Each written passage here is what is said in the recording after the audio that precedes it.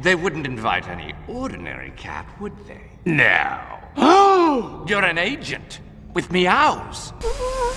Argylle. Welcome back to yet another buddy cop movie, where our buddy cop this time is a clueless writer that can predict the future. And because of that power, she is now being pursued by Hydra, an evil, shadowy organization of spies, I guess. And since our clueless writer is now in danger, the spies she's been writing for a while about have come to keep themselves, her, safe. Can't have someone this powerful falling into the wrong hands, after all. And if you've ever seen one of these movies, you pretty much know that there's gonna be hilarity. Though in the case of this movie, not quite as much. And lots of twists and turns. Because what spy thriller would be complete without a backstab or two? And this movie does start off pretty well, getting us invested in a clueless writer as she is pulled into the world of espionage,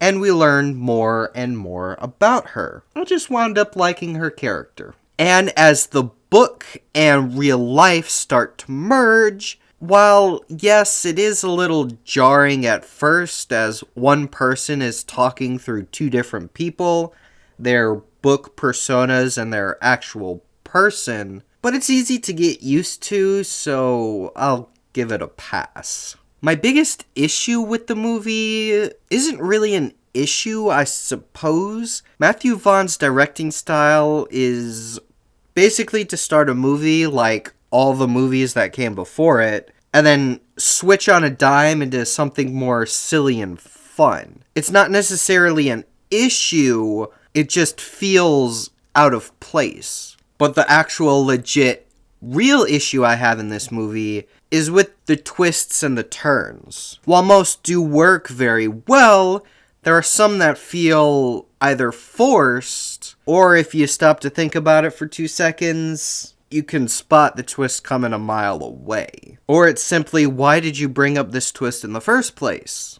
It's not really needed. My other big issue with this movie is the cop, I suppose, or in this case, the spy. After starting the plot off and shoving us in the direction we need to go, he becomes a bystander, pulled along by the plot instead of influencing it. And there are a few smaller nitpicks as well, mainly being more movie tropes than anything else. But there is an instance where the villains bring up this thing, and I'm just wondering why they didn't bring it up sooner. So I'm going to call this a solid B movie, because while I'm not a particular fan of how Matthew Vaughn's endings wind up, I do know that there are quite a few people out there that either enjoyed Kingsman or are a fan of him, unlike I am. And if you are, I just think you'll have a much better time with this movie than I did.